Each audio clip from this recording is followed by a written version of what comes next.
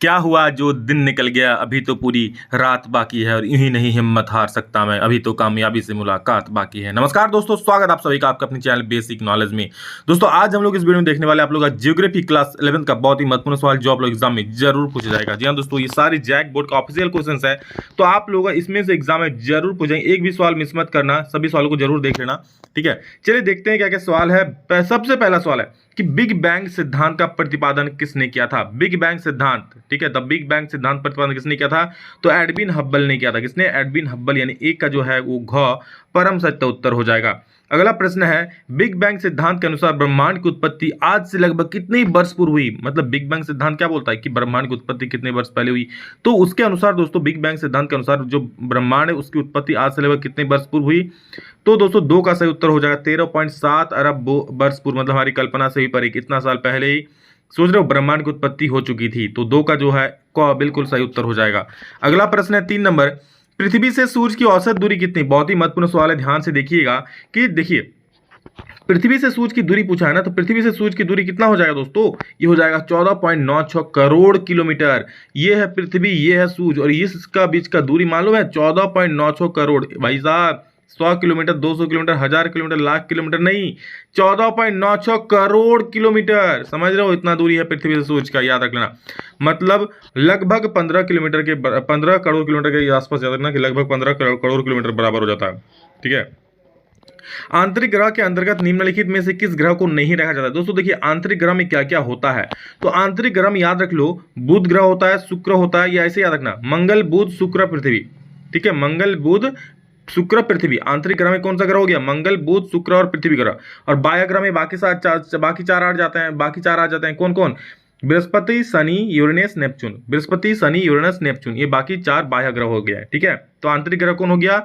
मंगल से शुरू करो, मंगल बुध बृहस्पति नहीं होता है, शुक्र शनि और पृथ्वी। ठीक है, मंगल बुध शुक्र और पृथ्वी, ये आंतरिक हो गया। और बाह्य क्या हो गया? शनि, बृहस्पति और यूरेनस और नेपच्यून। ठीक है, तो कौन सा बोल रहा है कि आंतरिक ग्रह किस ग्रह को नहीं रखा जाता आंतरिक ग्रह में? तो आंतरिक ग्रह में कौन नहीं होगा भाई साहब? बुध नहीं होगा, शुक्र नहीं होगा, पृथ्वी नहीं होगा, बुध नहीं होगा, पृथ्वी मंगल नहीं होगा। एक मिनट, बुध नहीं होगा, पृथ्वी नहीं होगा, बुध तो है नहीं, पृथ्वी नहीं होगा, शुक्र नहीं होगा, और आप लोगों का मंगल नहीं होगा। ठीक है, यानी कि दोस्तों क्या हो जाएगा फिर? शनि ग्रह जो है ना, ये आप लोगों का बाह्य ग्रह हो जाएगा। समझ गए ना, शनि ग्रह जो है आप लोगों का बाह्य ग्रह हो जाएगा। चलिए अगला सवाल देखते हैं, निम्नलिखित में से किस युग को डायनासोर का युग कहा जाता है। तो डायनासोर का युग किसको कहते हैं?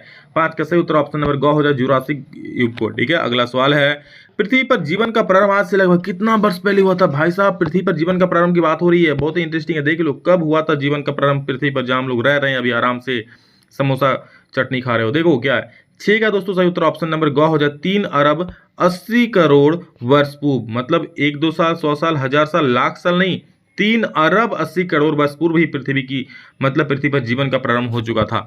ठीक है, यहाँ डायनासोर आए, कितने सारे कुछ आए। 7 नंबर देखो क्या बोल रहा है, 7 नंबर बोल रहा है कि निम्नलिखित में से कौन सी गैस सौर विकिरण के लिए पारदर्शी है जबकि पार्थिव विकिरण के लिए अपारदर्शी है। तो 7 का सही उत्तर ऑप्शन नंबर घ हो जाएगा, यानी कि कार्बन डाइऑक्साइड हो जाएगा। ये आप लोग का विकिरण के लिए पारदर्शी है, सौर विकिरण के लिए पारदर्शी है, जबकि पार्थिव विकिरण के लिए अपारदर्शी है। कौन? Carbon dioxide. 7 का घ सही हो जाएगा। 8 नंबर देखो क्या बोल रहा है दोस्तों कि मानव के लिए वायुमंडल का सबसे महत्वपूर्ण घटक निम्नलिखित में से कौन है। मानव के लिए वायुमंडल का सबसे महत्वपूर्ण घटक की बात करें तो 8 का हो जाएगा क, यानी कि जलवाष्प सबसे महत्वपूर्ण घटक हो जाएगा। 9 नंबर देखो, निम्नलिखित में से कौन वायु की उस दशा को दर्शाता है जिससे वायु में नमी उसकी पूरी क्षमता के अनुरूप होती है। तो 9 का सही उत्तर दोस्तों ऑप्शन नंबर घ, यानी कि संतृप्त आर्द्रता।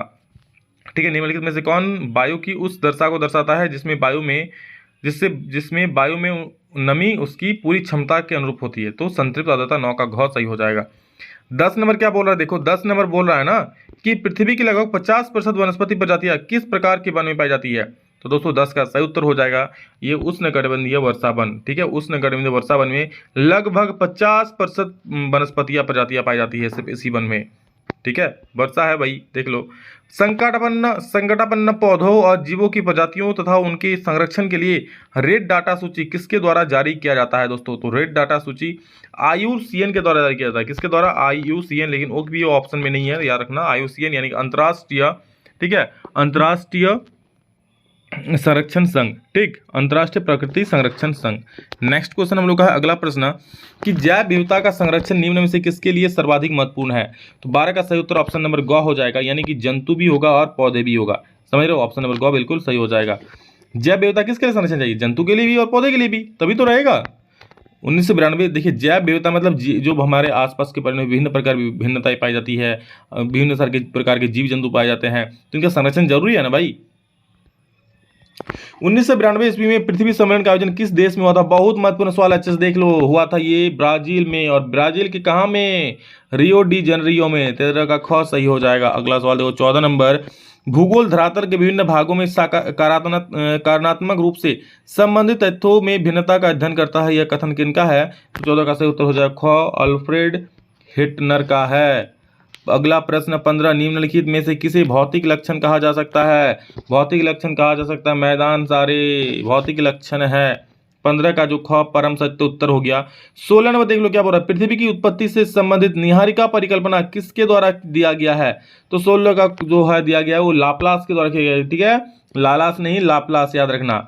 खगोलीय दूरी मापने की इकाई निम्नलिखित में से कौन है? बच्चा बच्चा बोलेगा जब प्रकाश वर्ष आएगा। जी हाँ, ऑप्शन नंबर ख बिल्कुल सही हो जाएगा, प्रकाश वर्ष दूरी का मात्रक होता है।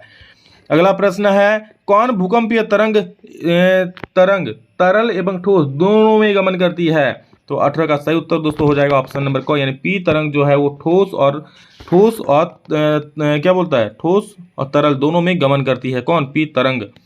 अगला सवाल है, निम्नलिखित में कौन जोवियन ग्रह का उदाहरण है? देखिए 19 नंबर सवाल क्या बोल रहा है, जोवियन ग्रह मतलब दोस्तों बाह्य ग्रह, और बाह्य ग्रह आपको पहले ही बोले क्या क्या होता है, शनि होता है, बृहस्पति होता है, यूरेनस होता है, नेपच्यून होता है। तो इसमें से कौन है?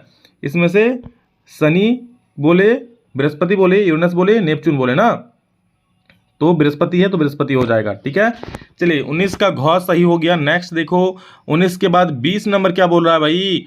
20 नंबर बोल रहा है ना, क्या बोल रहा है कि निम्नलिखित में से कौन पार्थिव ग्रह का उदाहरण है? भैया धीरे से देखो, पार्थिव ग्रह मतलब होता है क्या? आंतरिक ग्रह, याद रखना, पार्थिव ग्रह मतलब आंतरिक ग्रह। तो इनमें से आंतरिक ग्रह कौन है?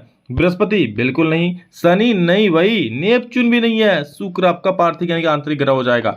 अगला प्रश्न आप सभी के सामने स्क्रीन पर दिख रहा है, पृथ्वी की उत्पत्ति आज से लगभग कितने वर्ष पूर्व हुई है? पृथ्वी की उत्पत्ति की बात हो रही है, जहां हम लोग रह रहे हैं अभी करंट में, ठीक है, जहां से आप बैठ करके वीडियो देख रहे हो वही। 21 का सही उत्तर हो जाए ऑप्शन नंबर ख, 4.6 अरब वर्ष पूर्व दोस्तों पृथ्वी की उत्पत्ति हुई थी, ठीक है, जीवन की नहीं, पृथ्वी की उत्पत्ति की बात हो रही है यहाँ पर।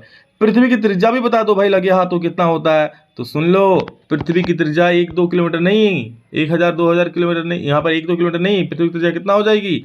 22 का जो सही उत्तर दोस्तों हो जाएगा वो होगा ऑप्शन नंबर क, 7370 किलोमीटर है पृथ्वी की त्रिज्या, ठीक है। अगला सवाल है हम लोग का कि भूकंप की तीव्रता किस स्केल पर मापी जाती है? तो ये मापी जाते हैं रिक्टर स्केल पर, कितनी तीव्रता है वो मापी जाती है। अगला प्रश्न 24 नंबर, ग्रेनाइट किस प्रकार के चट्टान का उदाहरण है दोस्तों? तो ग्रेनाइट ना, ये आप लोगों का अग्नेय प्रकार के चट्टान का उदाहरण है। संवहन तरंग सिद्धांत का प्रतिपादन किन के द्वारा किया गया है? तो 25 का सही उत्तर हो जाएगा ऑप्शन नंबर ख, बोले तो आर्थर होम्स के द्वारा किया गया है। 26 नंबर देखो, सागरीय धरातल सागरीय अधस्तल विस्तार का सिद्धांत किनके द्वारा दिया गया है? तो 26 का सही उत्तर हो जाएगा ऑप्शन नंबर ग, हैरिस हैस के द्वारा। 27 में देखो, मैग्मा के ठंडा होने से किस प्रकार के चट्टान का निर्माण होता है दोस्तों? तो मैग्मा के ठंडा होने से आग्नेय चट्टान का निर्माण होता है। 27 का क सही हो जाएगा। अगला प्रश्न है, संगमरमर किस प्रकार के चट्टान का उदाहरण है? तो 28 का सही उत्तर मेरे वही हो जाएगा, कायांतरित, ठीक है। संगमरमर किस प्रकार चट्टान उदाहरण है? कायांतरित चट्टान के उदाहरण है। 28 का जो है वो ग सही हो जाएगा। 29, प्रादेशिक उपागम का प्रवर्तन किस भूगोलविद्ता द्वारा किया गया था? तो 29 का सही उत्तर हो जाएगा कार्ल रिटर के द्वारा। क्रमबद्ध भूगोल किसके द्वारा प्रवर्तित किया गया? तो क्रमबद्ध भूगोल मेरे भाई ये किया गया ना हमबोल्ट के द्वारा। अगला प्रश्न है, भूगोल के किस उपागम विधि को प्रकरण विधि कहते हैं? भूगोल के किस उपागम विधि को प्रकरण विधि कहते हैं? तो किसको? 21 का सही उत्तर ऑप्शन नंबर क हो जाएगा, क्रमबद्ध उपागम को, ठीक है। अगला प्रश्न भाई साहब देखो, समुद्री मार्ग से पृथ्वी की परिक्रमा करने वाला प्रथम नाविक कौन था? समुद्री मार्ग से बोल रहा है, समुद्री मार्ग से पृथ्वी की परिक्रमा कर रहा है, ठीक है। मान लो ये पृथ्वी है और समुद्र से चारों तरफ घूम लिया पृथ्वी का, तो कौन नाविक था वो भाई? सुन लो, वो था मैगेलन ने पूरा पृथ्वी का परिक्रमा कर लिया था। मैगेलन मतलब गैलन गैलन में पानी लेके घूम रहा था, ऐसे याद रखो ना।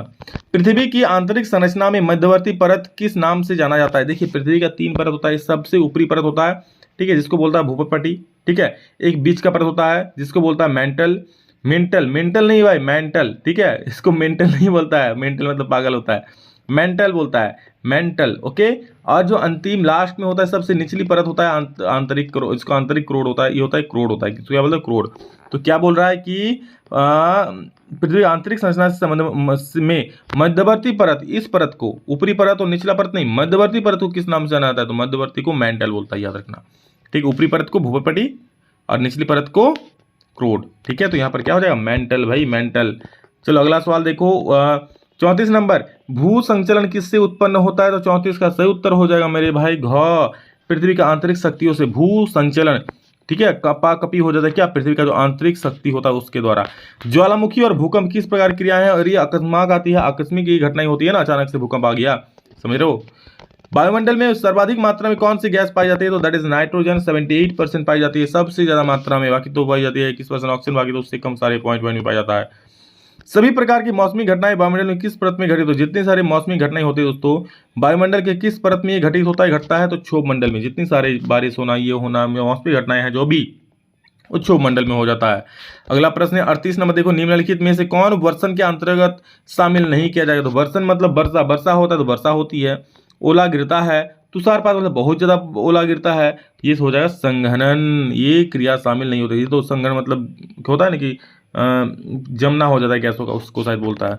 विश्व पर्यावरण दिवस कब मनाया जाता है? तो 5 जून, नोट द डेट, 5 जून को विश्व पर्यावरण दिवस मनाया था। और आपका अंतिम सवाल है, लास्ट क्वेश्चन, कि निम्नलिखित में से कौन जीव मंडल को प्रदूषित कर रहा है भाई? तो ये कर रहा है औद्योगिक विकास, 40 का ग। क्यों? पेड़ पौधों की कटाई हो रही है तो होगा ही प्रदूषित। तो 40 का हो जाए परम सत्य उत्तर, ऑप्शन नंबर को। ये था दोस्तों आप लोग का 40 का 40 सवाल, और मार दो फटाफट से, कर दो एग्जाम में बवाल। चलिए मचाओगे एग्जाम में कमाल। अभी के लिए इतना ही, फिर मिलेंगे नेक्स्ट वीडियो में जल्द ही, तब तक के लिए जय हिंद, वंदे मातरम।